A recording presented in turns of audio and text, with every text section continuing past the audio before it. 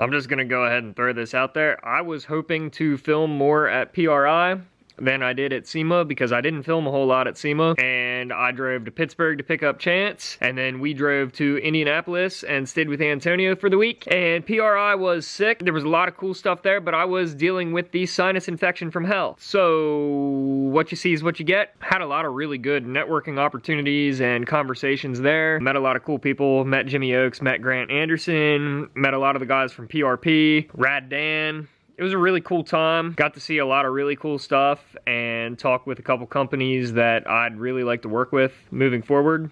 It's always good to see Jordan. It's always good to see Matt. The few times a year that I get most of my favorite people into the same city for a couple days, it's always a great time. So enjoy the video, and I have a whole bunch of E36 build content coming, and then this year is going to be a lot more driving. Please don't drink the forbidden Hawaiian Punch. That was funnier before I stumbled over what I was gonna say.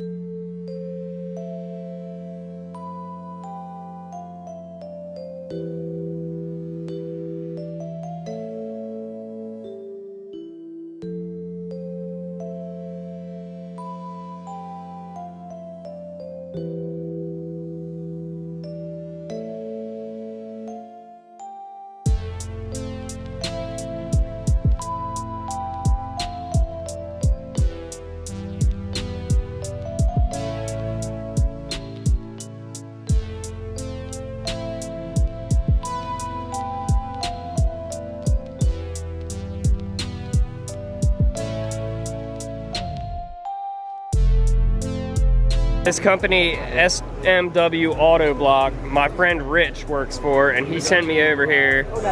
They have all of these. This is all quick change, quick release tooling. Do you want to talk a little bit? Are you comfortable being on video? They have, this is a self-centering vise. On a 0-point system.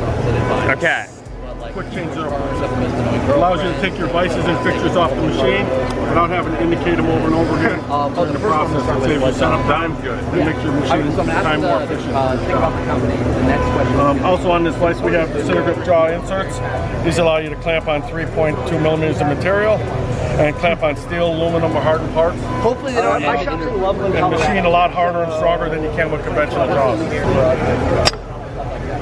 We typically use a torque wrench to embed the parts, and once it penetrates the parts and forces the pocket, you can machine twice as much. So we have really tall parts hanging off here with no problem, and you don't get any vibration or chatter in your workpiece. You work on all right, thank you. 30. This is some stuff that I am looking into getting into for the Haas here shortly. I'm gonna work with Rich and Walter, and we're gonna try and get some of this stuff into the shop here shortly. Engine machines are a little above my pay grade, I'm not gonna lie. I wouldn't use them often enough to justify the overhead. That's just what it comes down to. I don't do engines, I never have. business casual, right? Maybe someday.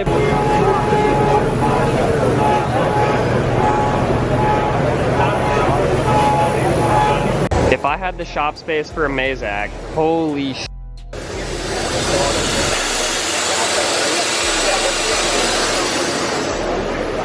And here's finished parts here, but like, those are free samples. You can just walk off with those tools, nobody's gonna stop you. Caught up talking to Mazak, I didn't really film the lathe that I'm looking at, but I need a horizontal bandsaw next, so I'm gonna talk to them to see if we can't figure something out. Hennessy Venom F5, look at this billet intake plenum. It's wild, it's the right color though, I'll give them that. Fully billet Cummins block and head.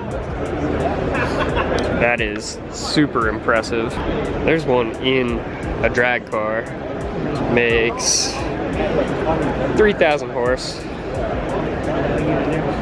Wild. I didn't get to film this at Sema, so I gotta show it to y'all now. This is a Z4. Paultec. This car, the motor's built to 1,800 horsepower. She's going to be running more comfortably in the 1,200 to 1,500 horsepower range. Is it juicy? Yeah. It's wild. 5 XS cordage to the head. This was at the Toyo Tread Pass at Sema, and I could not even get a photo of it. There was so many people around it. Wild build. These are really growing on me. Especially when it's set up to, you know, actually drive it. Still can't really get behind that whole digital dash, but damn, at least they're driving it. I'll try to get back here and have somebody explain this to me. But they now have this two-piece piston, which helps lock in your wrist pin. But they're like threaded, and all the oil passages still line up. They thread onto the bottom piece, and then that, obviously the rings and everything are above your wrist pin. That's pretty wild. I think it would help in like a stroker application versus getting shorter rods and figuring all that out, but I want somebody from HKS to explain it to me. I think the next BMW I build is gonna be an E92, but holy carbon Kevlar makes me so freaking horny.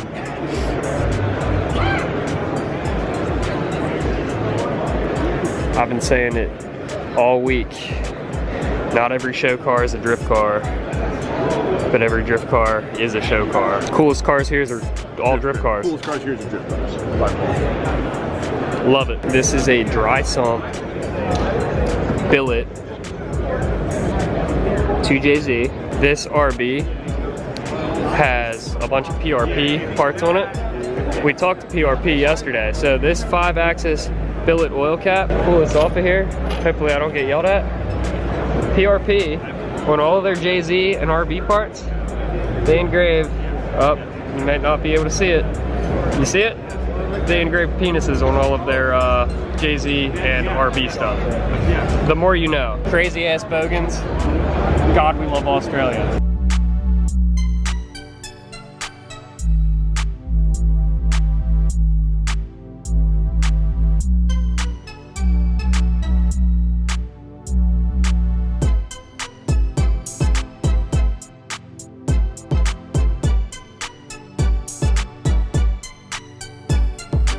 What do you think, Chief?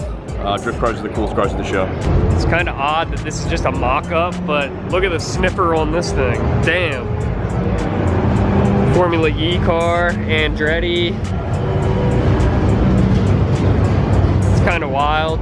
I don't know much about these, but it's a lot of carbon and a lot of battery power, and you can never go wrong with a good old Indy car. I sat in one yesterday, and holy shit, you have no space down inside the cockpit.